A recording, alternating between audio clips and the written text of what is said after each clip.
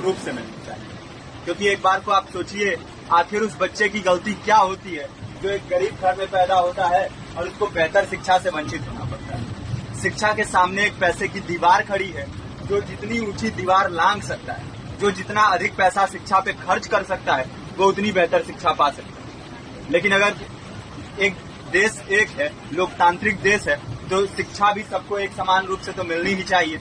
आज परिस्थिति ये है कि एक तरफ तो प्राइवेट स्कूल हैं जो लूट के अड्डे बने हुए हैं, वहां पे आप एडमिशन कराने जाएंगे तो सिर्फ एडमिशन के नाम पे ही आपको 10,000 20,000 रुपए देना होगा।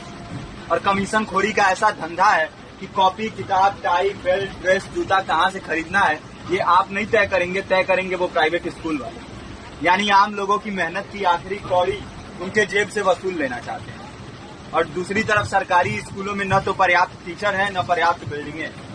2019 का ही ये पुराना आंकड़ा है कि हर 100 में से 52 स्कूलों में या तो एक टीचर है या 2 टीचर हैं। और उन्हीं टीचरों के ऊपर जिम्मेदारी थोप दी जाती है कि जनगणना करो, मतगणना करो, पशुगणना करो, तमाम काम करवाए जाते हैं। और 19 के बाद से तब से कितने टीचर रिटायर हुए होंगे और 18 के बाद से कोई टीचर की वैकेंसी भी नहीं है।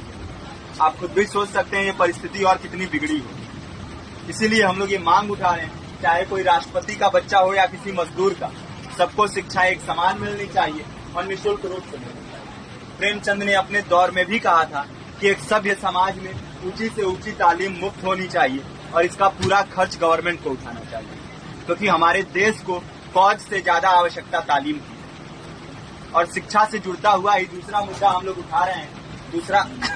दूसरा मुद्दा है रोजगार का।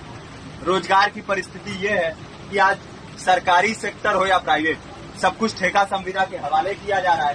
परमानेंट नौकरियां लगातार घटाई जा रही है। इसी रेलवे में 1995 के आसपास लगभग 18.5 लाख कर्मचारी काम करते थे, लेकिन आज उनकी संख्या 12 लाख है।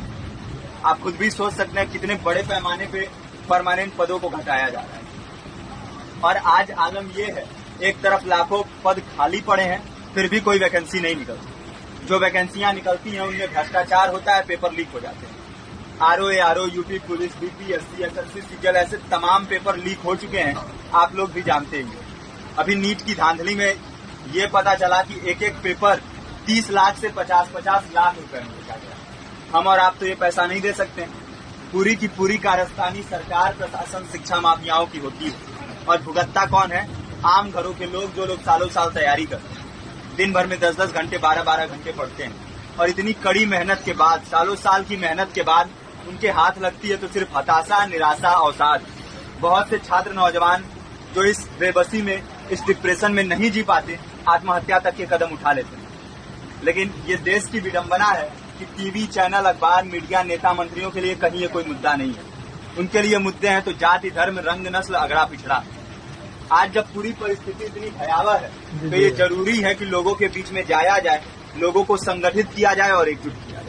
क्योंकि आज अगर अपने मुद्दों पर बोलेंगे नहीं तो कल को ये परिस्थिति और बिगड़ेगी। हो सकता है ले देके अपनी जिंदगी तो हम लोग काट ले जाएंगे, लेकिन आने वाली पीढ़ियों को क्या भविष्य देके जाएंगे, ये भी सोचने वाली बात है।